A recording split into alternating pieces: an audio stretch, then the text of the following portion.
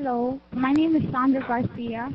I'm 18 and I work with Sustainable South Bronx and Recycle a Bike. With Sustainable South Bronx and Recycle a Bike, I work on greenways, bike paths, helping pedestrians, bike riders, and I also advocate for a safer environment.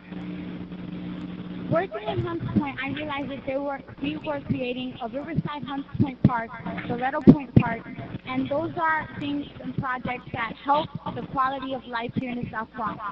I also realized that there are waste facilities, jails, and flood treatment plants. These are things that degrade the quality of life here in the South Bronx. They're also degenerating to our environment. I want to know, how do I go about diverting the attention from the waste facilities towards the park? Well, it's a great question. Thank you. One of the things about the environmental crisis that we face around the world that's not well understood always is that a lot of communities are disproportionately hit by it. Communities of color, low-income communities, minority communities, communities that for whatever historical and social reasons have had less economic and political power and therefore less of an ability to defend their communities against larger trends in the society, so that some of the things that are cited somewhere in a metropolitan area have been in the past more likely to be cited and put in communities that haven't had the same influence in the political and business community to say, hey, wait a minute, this is not in the best interest of the community. So environmental justice is a growing part of how all of us have to understand and respond to the threats to the environment.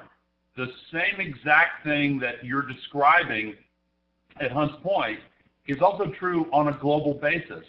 And when you look at global warming's impact, the nations and the communities around the world that are most vulnerable to it are those that have less resources and less influence, fewer means to cope with it.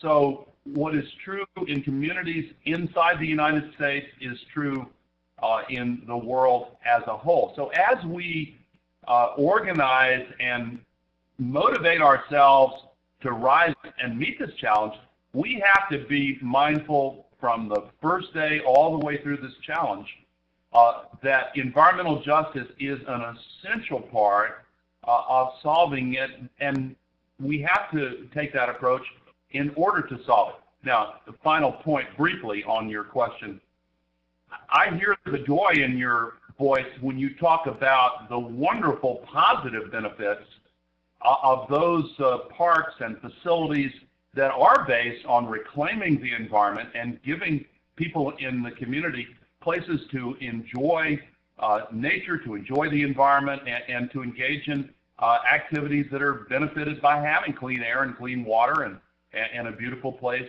in the community. So we sometimes also focus on the negatives, and there are a lot of them that have to be addressed, but we also have to have that positive vision out there of how our community can be brought back to life by focusing in a positive way on the benefits of environmental protection and restoration.